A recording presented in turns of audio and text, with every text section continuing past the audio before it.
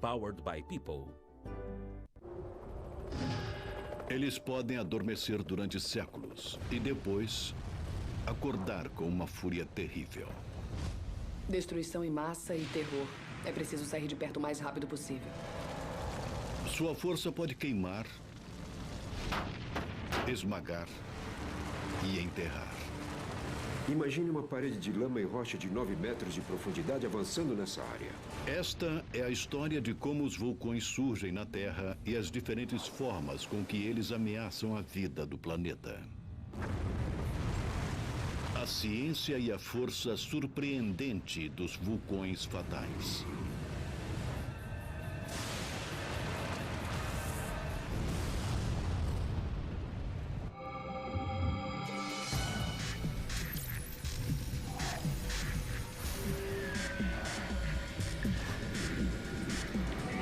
Ciência viva.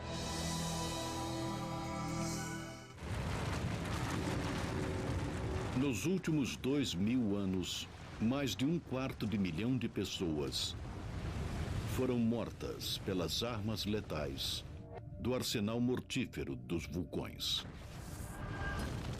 Existem muitas formas dos vulcões matarem. Os vários perigos incluem gases tóxicos e misturas de rocha, quente e gás que saem do vulcão. Muitas vezes, as cinzas atiradas no ar cobrem as coisas e, especialmente se estiverem molhadas, derrubam vários prédios. O fluxo de lama pode causar muita devastação.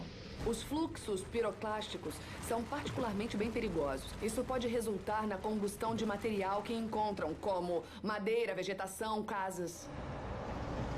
As vítimas de vulcões vão de seres humanos à extinção em massa de toda uma espécie.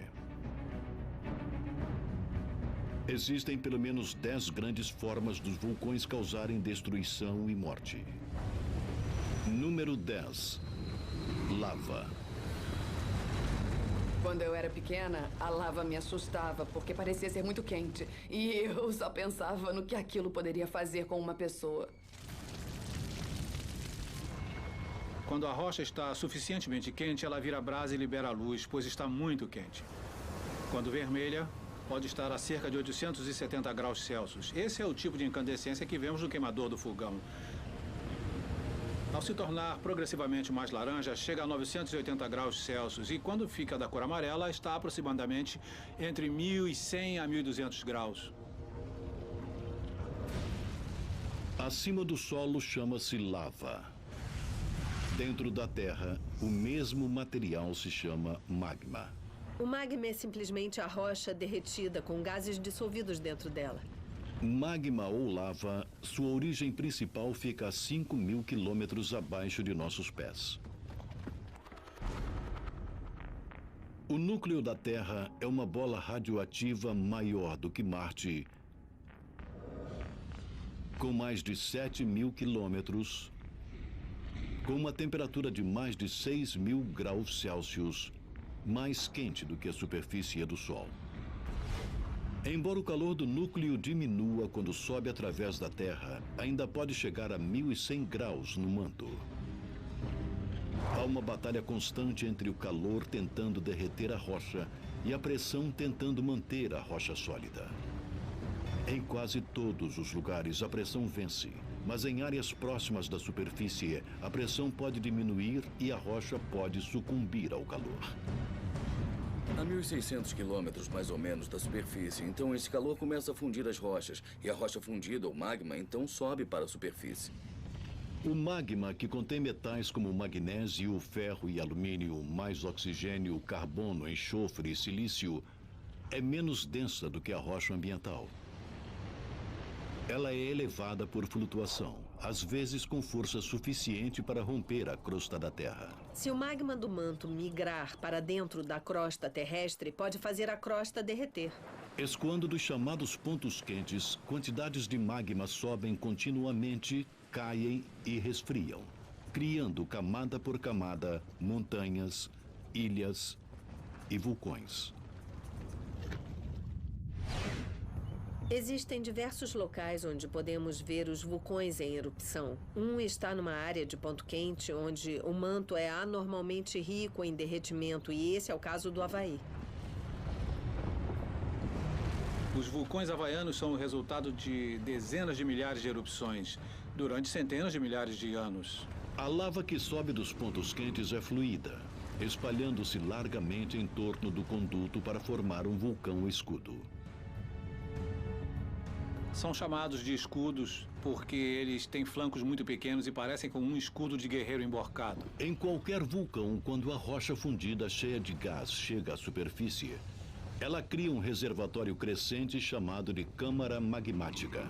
Na medida em que essa cavidade de rocha incandescente cresce, a pressão sobe e a câmara se torna uma prisão da qual o magma se esforça para escapar. Você sacode um refrigerante para que o gás saia da solução no refrigerante. Mas o gás não tem por onde sair, então você o abre. Então o gás joga o refrigerante para fora, às vezes violentamente.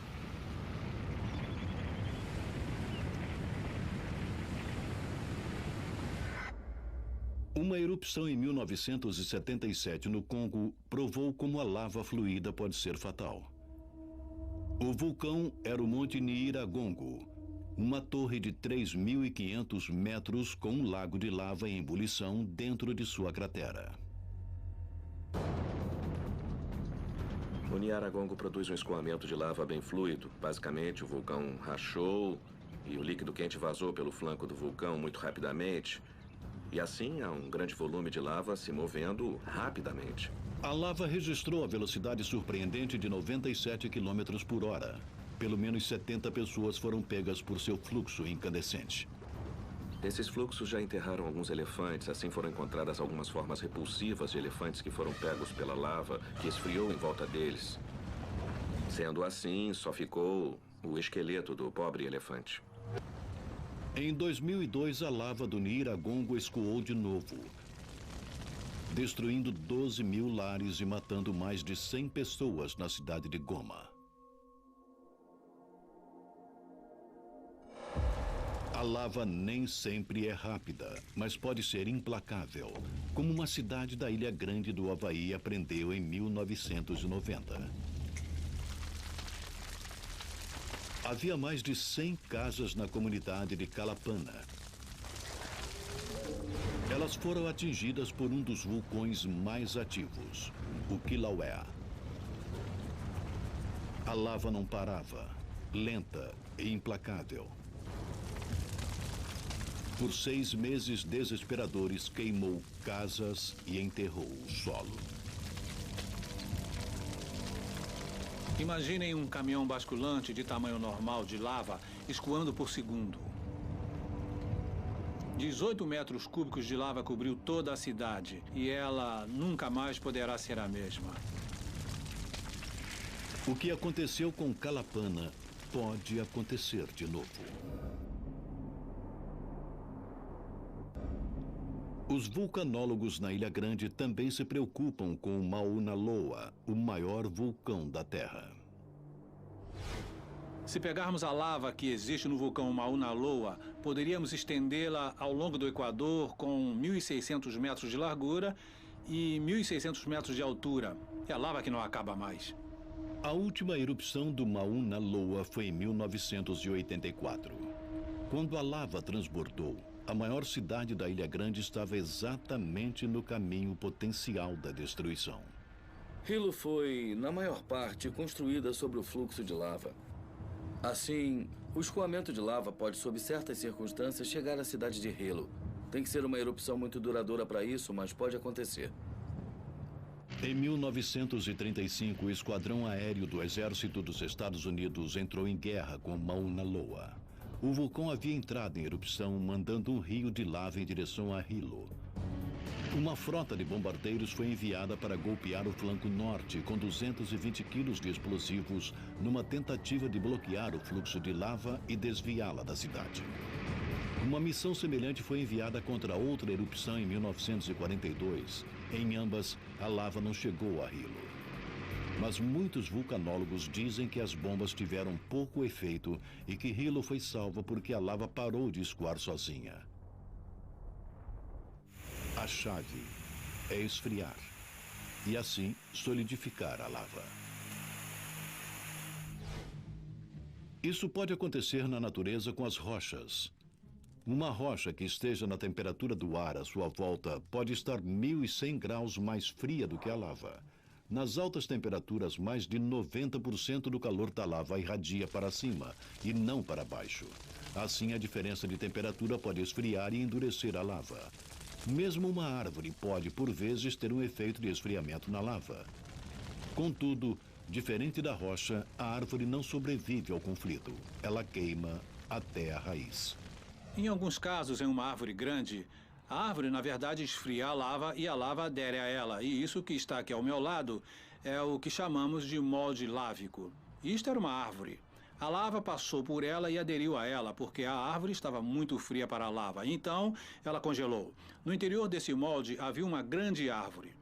E um pedaço dela ficou assim, onde vemos carvão ainda incrustado na lava bem aqui. E isso é algo muito frequente aqui no Havaí. Talvez a mais famosa batalha para resfriamento de lava foi travada em 1973 pela população da vila pesqueira islandesa de Heimaey. Enquanto rios de lava a 1.100 graus incineravam casas e ameaçavam o porto, os habitantes reagiram bombeando um total de 990 mil metros cúbicos de água do mar sobre o fluxo violento. Quando a lava é apagada e esfriada, fica rígida e, portanto, não escoa mais. Assim, a finalidade da água foi esfriar muito rapidamente uma parte da lava para proteger o porto. A água do mar resfriou a lava 100 vezes mais rápido do que o ar. Após 6 meses de luta, 6 milhões de metros cúbicos de lava derretida foi resfriada até virar rocha inofensiva. Assim, o fluxo parou. E o porto foi salvo. A erupção de um vulcão pode clarear a noite. Mas algumas armas vulcânicas são mais sutis, como os gases silenciosos. Os gases escondidos no magma vulcânico criam uma poção de bruxa à espera de ser liberada, ameaçando a vegetação, os animais e os homens. Os gases principais deixados pelos vulcões são basicamente vapor d'água, mas também temos gás carbônico e dióxido de enxofre. Número 9 na lista letal: gases vulcânicos. O gás dióxido de enxofre pode se misturar com água no ar e se transformar em ácido sulfúrico, que cai sobre os edifícios e florestas como chuva ácida. Um dos gases vulcânicos mais perigosos é o assassino inodoro e incolor gás carbônico. O mais conhecido incidente de morte por CO2 vulcânico ocorreu no país africano de Camarões. Naios é um lago em uma cratera vulcânica quase 213 metros abaixo da superfície. Uma câmara magmática libera continuamente gás carbônico dentro d'água. Na noite de 21 de agosto de 1986, uma nuvem de gás carbônico de 900 metros de extensão subiu para a superfície. Sendo mais pesada do que o ar, a nuvem da morte se arrastou pelas cidades abaixo, sufocando centenas enquanto dormiam. O gás carbônico escapou daquele lago e se moveu muito perto do solo e matou silenciosamente os moradores que estavam dormindo, cerca de 1.700 pessoas. Além das mortes de pessoas, os gases vulcânicos quase acabaram com toda a vida complexa na Terra antes dela começar. Toda forma de vida complexa de hoje depende do oxigênio, mas esse elemento vital não foi sempre parte de nossa atmosfera. Há 2,7 bilhões de anos, quando a água cobria quase todo o planeta, o céu era um coquetel venenoso de gás carbônico e nitrogênio. Nos mares, micro-organismos chamados cianobactérias usavam a fotossíntese para absorver o gás carbônico e expelir oxigênio como refúgio. Esse oxigênio deveria ter subido à superfície para ser absorvido na atmosfera. Mas alguns cientistas acham que os gases de vulcões submarinos, principalmente sulfato de hidrogênio, reagiram com oxigênio, formando assim ácido sulfúrico. Desta forma, os vulcões estrangularam a vida complexa na infância. Mas a vida teve uma segunda chance. 200 milhões de anos mais tarde, uma subelevação planetária literalmente elevou muitos desses vulcões das profundezas, como parte da primeira grande expansão da terra firme. Com menos vulcões submarinos para capturá-lo, o oxigênio finalmente flutuou livre para enriquecer a atmosfera, dando início à evolução da vida multicelular sobre a Terra.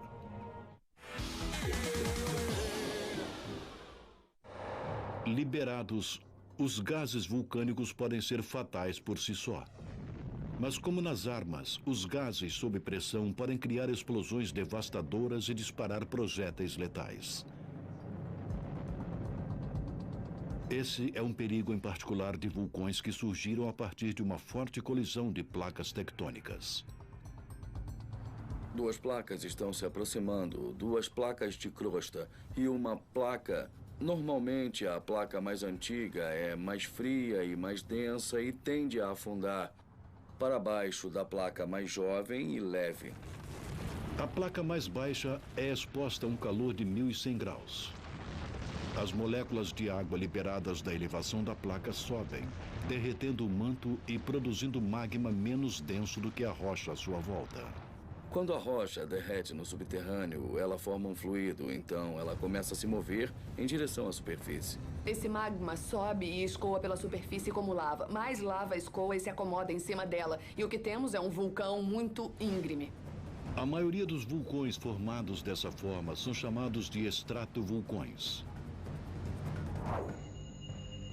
Pilhas de cinzas são cobertas pela lava que é mais grossa e mais pastosa do que os vulcões escudos do Havaí. O cone íngreme que forma é a imagem clássica de um vulcão reproduzido em papier-mâché em todas as feiras de ciências. Mas a diferença entre o vulcão e estratos e os escudos não é só cosmética. O segredo é a sílica, uma mistura de oxigênio e silício que é a base do vidro moderno. A sílica é o ingrediente primário do magma. Mas o magma do vulcão em estratos cresce através do manto. Tem mais sílica do que o magma do vulcão escudo, que é formado através da crosta. Nos vulcões escudos, pelo fato da lava ser muito fluida, o gás escapa e pode borbulhar como bolhas de gás de refrigerante. Nos estratovulcões, a lava é muito viscosa e a única forma do gás escapar é rompendo fisicamente as partículas, o que provoca explosões.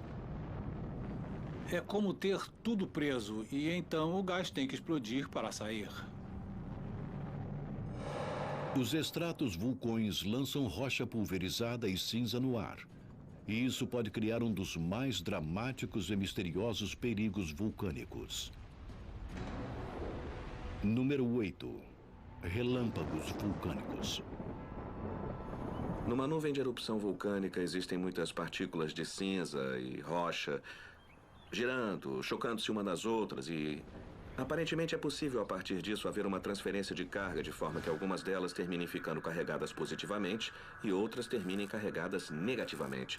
Acho que é meio parecido quando você esfrega sua mão num tapete ou num local muito seco e uma vez que essas cargas se estabeleçam e se tornem suficientemente desiguais, então haverá raios quando essas cargas se equalizarem entre si. Na verdade, descargas elétricas lampejam nas bocas dos vulcões. Depois sobem para se misturar com os raios das nuvens de detritos. Visto de longe, é um espetáculo incrível da fúria da natureza. Mas caso estejam perto demais, os raios podem ser a última coisa que verá. Desde 1999, 4 turistas nas encostas do Monte Etna, na Itália, morreram. O sistema nervoso deles foi totalmente sobrecarregado por uma carga elétrica violenta.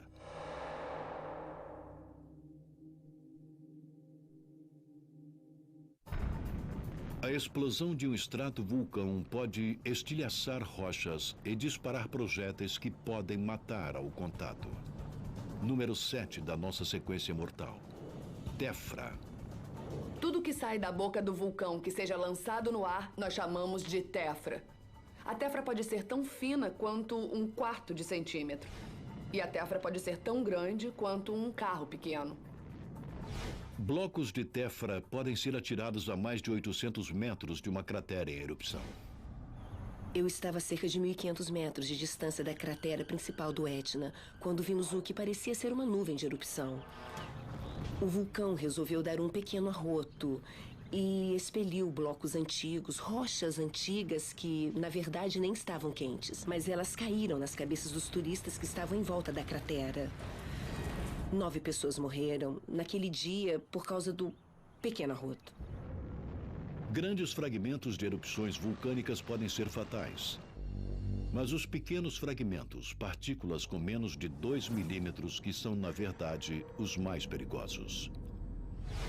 Esse é o número 6 na lista dos perigos vulcânicos.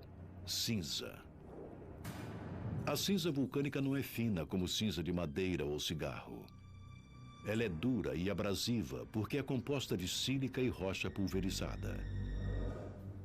Lançada no ar, uma nuvem de cinza é um perigo em particular para os aviões. Voar dentro de uma nuvem de cinza vulcânica é como voar dentro de uma nuvem de pregos bem pequenos. A cinza vulcânica é engolida pelo motor do avião. A sílica, que tem um ponto de fusão semelhante à temperatura dentro dos motores a jato. Na verdade, derrete dentro do motor, cobrindo os componentes com uma substância pegajosa. Depois, a cinza derretida é sugada pelas peças mais frias do motor, onde se solidifica e emperra seu funcionamento. Resultado: falhas de combustão, pane total do motor. Mais de 100 aviões já passaram por nuvens vulcânicas. Pelo menos 7 tiveram falhas no motor e 3 aviões tiveram perda total do motor e enfrentaram a possibilidade de uma queda fatal. Em 1982, um 747 foi surpreendido por uma nuvem vulcânica a 37 mil pés acima da Indonésia. Todos os 4 motores falharam. O jato caiu 23 mil pés, até que os pilotos conseguissem religar os motores entupidos de cinza, evitando por pouco a morte deles mesmos e dos 248 passageiros aterrorizados. Os pilotos tiveram que voltar e voar 180 graus na direção oposta para fugir daquela coluna de cinza. Mas a cinza não é uma ameaça apenas no ar. Ela também faz vítimas próximas ao solo. As pessoas que correm para se abrigar e escapar de serem queimadas ou sufocadas pela queda da cinza podem estar correndo para uma armadilha mortal. A cinza vulcânica é densa.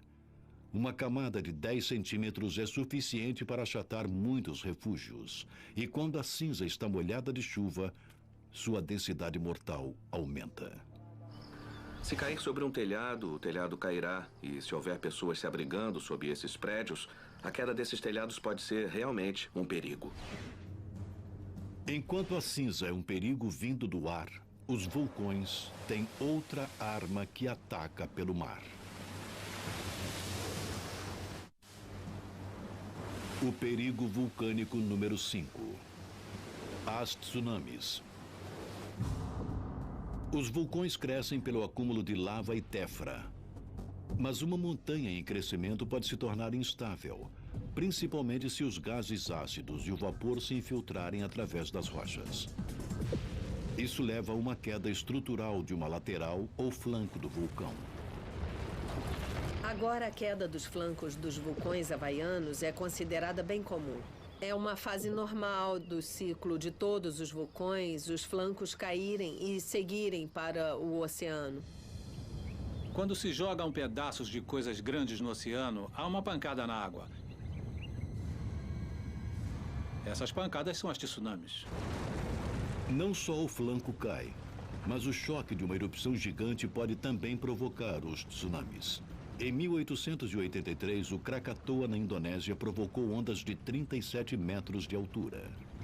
A erupção de Krakatoa foi equivalente a cerca de 200 megatons de TNT ou 10.000 bombas de Hiroshima. Os tsunamis do Krakatoa destruíram 295 vilas costeiras.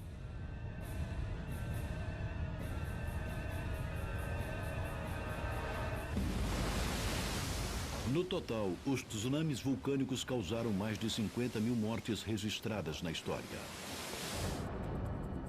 E está preparado para essa taxa de mortalidade aumentar. O maior perigo pode vir do imenso Mauna Loa, no Havaí, cujos flancos do sudoeste caíram mais de uma vez no passado pré-histórico, provocando megatsunamis com mais de 150 metros. Essa é enorme. É com certeza a maior tsunami da história que conhecemos. A boa notícia é que a última foi há mais de 125 mil anos. A má notícia é que nada na Terra poderia impedir que outro mega tsunami do Mauna Loa atingisse a Ilha Grande. É certo que as tsunamis seriam devastadoras para o Havaí.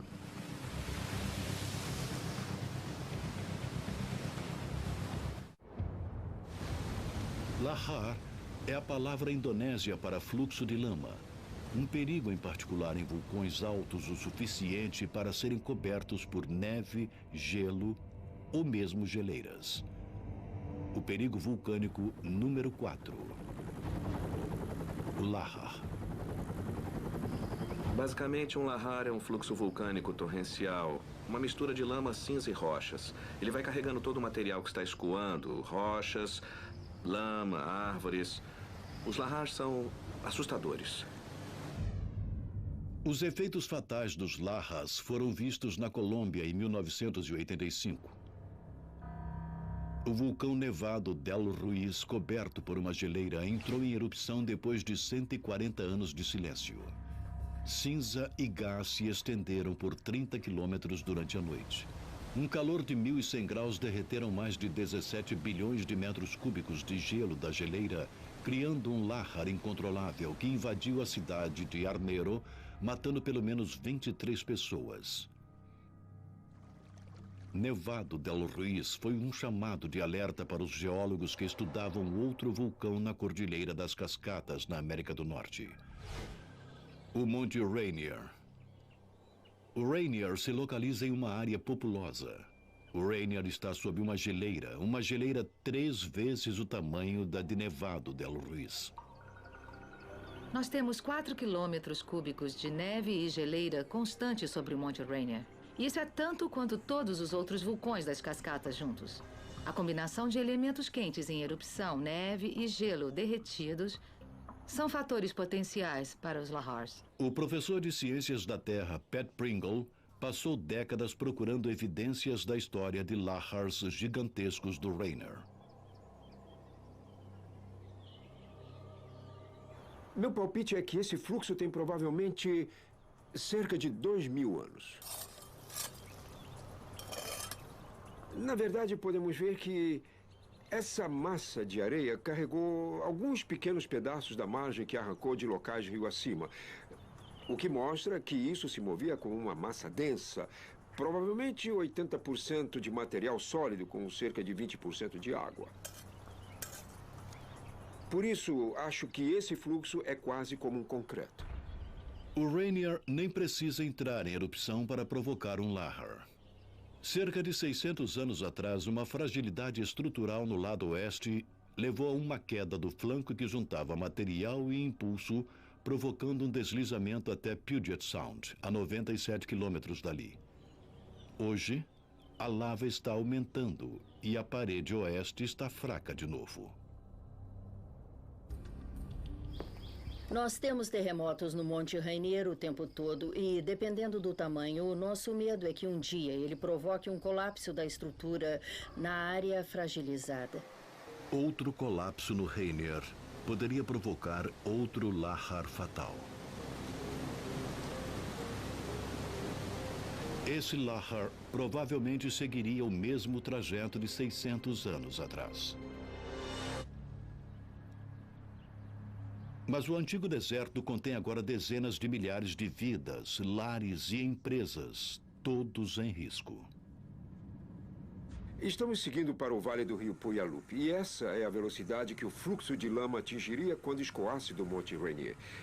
Imagine uma parede de lama em rocha, com 9 metros de profundidade, vindo para essa área. É assim que seria. Ele teria soterrado todo esse vale, de uma parede a outra do vale, mais de 1,5 km. Nada poderia deter um próximo e grande lahar do Monte Rainier. E nada poderia defender o porto de Tacoma. O porto de Tacoma é o 6º maior porto do mundo. E para nós de Washington é o portão para o Alasca e para a Ásia. A gerente de emergências do município de Pierce, Jody Woodstock, sabe o que um lahar do Monte Rainier poderia fazer ao porto. Lama e detritos bloquearia o tráfego de navios por meses. A economia do Noroeste ficaria arrasada, enviando ondas de choque financeiro por todo o mundo. Mas no caso de um lahar, já foram feitos planos para tentar minimizar o sacrifício humano. O Centro de Operações de Emergência do Estado de Washington ativará sirenes por todo o vale. Nós ativaremos basicamente um sistema reverso de emergência que telefonará para todas as casas e empresas do vale, e assim teremos um alerta amplo para que as pessoas se afastem cerca de 15 metros do fundo do vale, e isso salvará suas vidas. Poucos duvidam que a região das cascatas precise se preparar para um possível desastre futuro. O Monte Rainier e outros vulcões das cascatas entrarão em erupção de novo. A questão não é se, mas quando. Tão assustador quanto um lahar pode ser, é imaginar algo 2 vezes mais rápido e incandescente. Nesta casa, todo mundo a partir das 7, só no Discovery.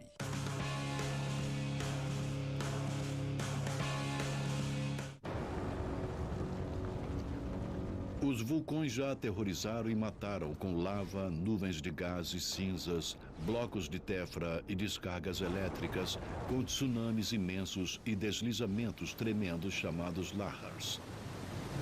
Mas poucas coisas são tão mortais quanto os detritos vulcânicos que aparecem na lista de perigos como o número 3. Fluxos piroclásticos. Rochas quentes e outros gases que escoam do vulcão. O fluxo piroclástico destrói praticamente tudo por onde passa. Piroclástico vem do grego fogo quebrado. E o calor incinerador provocado pelos gases do fluxo é um de seus atributos mais temidos. O fluxo piroclástico pode facilmente atingir temperaturas acima de 700 graus. E essa avalanche não é só quente, é rápida, acima de 160 km por hora. O impulso lhe dá uma força terrível. O fluxo piroclástico foi registrado derrubando completamente estruturas de cimento. Então, eles podem demolir um prédio e deixar apenas a fundação. Por isso, é muito difícil sobreviver a essa mistura de gás e cinzas. Quase metade da taxa de mortalidade por fluxo piroclástico vem de um único desastre. O ano era 1902. O local, a ilha da Martinica, onde o monte vulcânico Pelé ameaçou a cidade de Saint-Pierre. O vulcão já enviou suficientes sinais de advertência. A vida na cidade era uma tristeza. Havia cinza em todos os lugares. Houve pequenos fluxos piroclásticos que mataram pessoas. O vulcão não deixou de enviar tantos sinais de advertência quanto pôde. Mas o povo local não sabia como interpretá-los. E o governador, na verdade, desencorajou o povo de deixar a cidade porque estavam perto das eleições. Em 8 de maio de 1902, o Monte Pelé explodiu com uma força cataclísmica. Um fluxo piroclástico quente em brasa desceu a montanha a 150 km por hora. Levou somente 3 minutos para atingir Saint-Pierre. E o terror começou.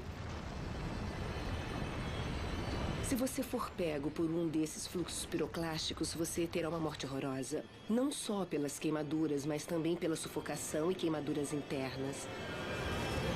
Em questão de minutos, a população de Saint-Pierre passou de 28 mil para 2 pessoas. Uma foi um homem que se escondeu em seu porão. A outra, um prisioneiro em uma cela de pedra. Ele estava muito queimado, mas ainda estava vivo. E era a única pessoa viva na parte principal da cidade. E a equipe de resgate ouviu seus gritos e ele foi no final libertado e perdoado, pois tinha cometido um crime. Mas eu acho que acharam que já que ele conseguiu sobreviver àquilo, estava tudo bem. Embora a morte por fluxo piroclástico seja terrível, pelo menos é rápida. Mas uma causa de morte mais lenta e indireta tirou ainda mais vidas do que os fluxos piroclásticos. Número 2. A fome. No século XIX, deslizamentos, fluxos piroclásticos e tsunamis oriundos de desastres vulcânicos, incluindo Krakatoa, mataram populações inteiras por falta desesperada de alimentos, quando a queda da cinza destruiu colheitas por milhares de quilômetros. As vítimas não queimaram, nem foram enterradas pela lama ou cinza. Todavia, quase 90 mil pessoas morreram de fome por causa dos vulcões.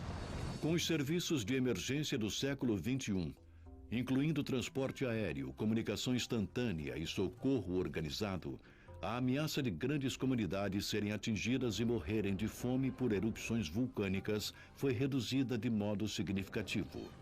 Mas os vulcões ainda têm um efeito econômico e social assombroso. As erupções já desalojaram mais de 1 milhão de pessoas. Temos que pensar em empresas e lares que talvez não possam ser reocupados. Talvez nunca mais. Mas mesmo a fome e o desalojamento perdem força diante das ondas de assassinatos mundiais que são a forma mais devastadora como os vulcões matam. A arma vulcânica número 1. O efeito estufa. Pode não parecer tão ameaçador como a lava ou o fluxo piroclástico, mas ataques combinados de gás e pó podem alterar o clima e extinguir toda uma espécie. As erupções vulcânicas no passado causaram diversas extinções em massa na Terra. Algumas evidências sugerem que as vítimas dos vulcões podem incluir os dinossauros da Era Cretácea, há 65 milhões de anos. Há uma teoria amplamente aceita de que o impacto de um meteoro de cerca de 6 quilômetros na península de Yucatán, foi o que realmente causou a extinção. Entretanto, houve uma grande erupção nas Deccan Traps, na Índia, na mesma época em que os dinossauros foram extintos há 65 milhões de anos, e seus efeitos na atmosfera podem também ter tido algum efeito. As agora extintas Deccan Traps foram uma cadeia de vulcões de 2.600.000 quilômetros quadrados no Planalto Deccan, na Índia. Trap é um termo da geologia para a região com formações iguais a degraus. Há cerca de 65 milhões de anos, as Deccan Traps explodiram repetidamente, despejando oceanos de lava que liberaram grandes quantidades de gases de efeito estufa, o que poderia ter mudado a atmosfera da Terra. É uma observação comum que a cinza vulcânica pode entrar na atmosfera e obscurecer a luz solar. Mas os geólogos descobriram que é o pequeno aerosol, as pequenas gotículas de enxofre e ácido sulfúrico que entram na atmosfera, que na verdade representam um papel bastante importante no bloqueio do Sol e no esfriamento da Terra. No início do século XXI, os homens produziram cerca de 80 milhões de toneladas métricas de dióxido de enxofre anualmente. Cada erupção das Deccan Traps poderia ter liberado mais de 1 bilhão de toneladas métricas no ar, esfriando o planeta e terminando com o reinado dos dinossauros. Enquanto os cientistas debatem a causa da morte dos dinossauros, muitos estão prontos para condenar os vulcões por um ato ainda maior de assassinato em massa. Ligue ou acesse polishop.com.br.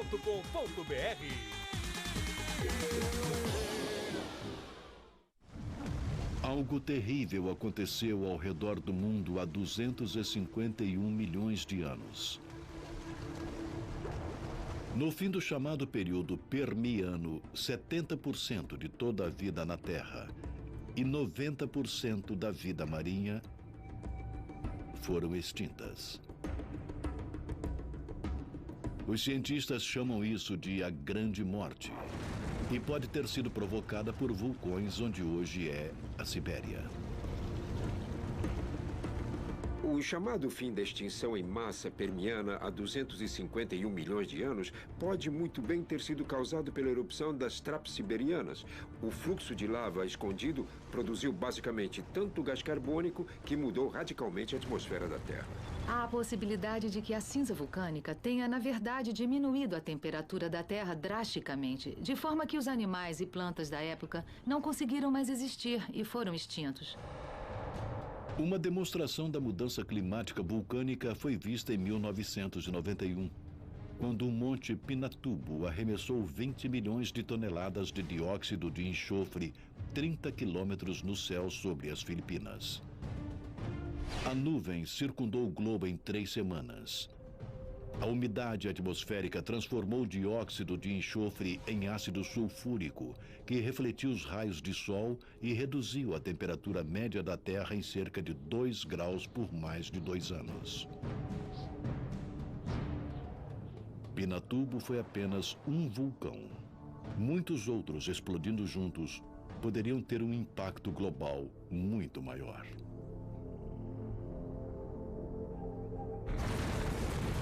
Por centenas de milhões de anos, os vulcões mataram por sufocação, queimaduras, inundação, impacto físico e até choque elétrico. Mesmo assim, essa não é toda a história. Os vulcões podem destruir muitas propriedades, podem destruir vidas, mas também podem criar uma nova vida. Na Ilha Grande do Havaí, Kilauea vem criando novas terras desde 1986. Quando a lava escoa para o oceano, ela esfria e o Havaí tem um novo litoral. Muito embora o vento e as ondas possam desgastar a terra, o vulcão parece ter um suprimento sem fim de material novo. Se as ilhas crescerem continuamente, elas desmoronam. Assim, para manter uma ilha tão grande quanto a Ilha Grande, ela tem que continuar a ser coberta de lava. E embora a cidade de Calapana tenha sido enterrada pela lava do Kilauea no ano de 1990, a área irá, um dia, ficar verde outra vez, como também irão outros locais devastados pela lava.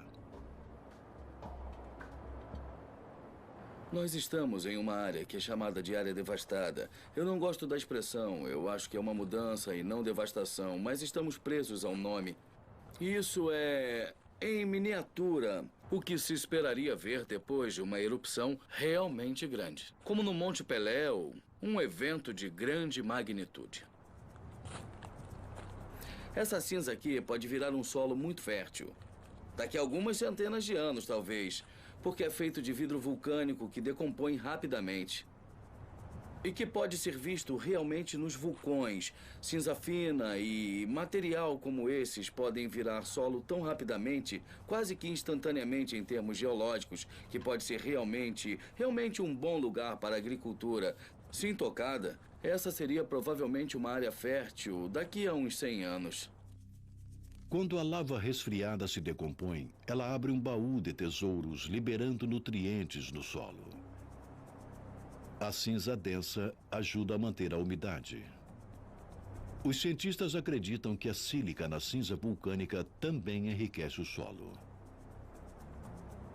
A cinza tende a criar um solo muito fértil. Assim, por tradição, as pessoas ocupavam as encostas dos vulcões, pois as colheitas eram boas. Hoje, 600 milhões de pessoas, mais do que em qualquer época da história, vivem próximas a vulcões que poderiam acabar com suas vidas com um pequeno ou nenhum aviso. Existem muitos benefícios resultantes de uma associação com um vulcão, mas é preciso aprender a viver com o perigo. Os vulcões são doadores de vida e negociantes da morte. E aqueles que vivem à sua sombra devem torcer todas as manhãs para que as poderosas montanhas poupem suas vidas por mais um dia. Versão brasileira Audiocorp.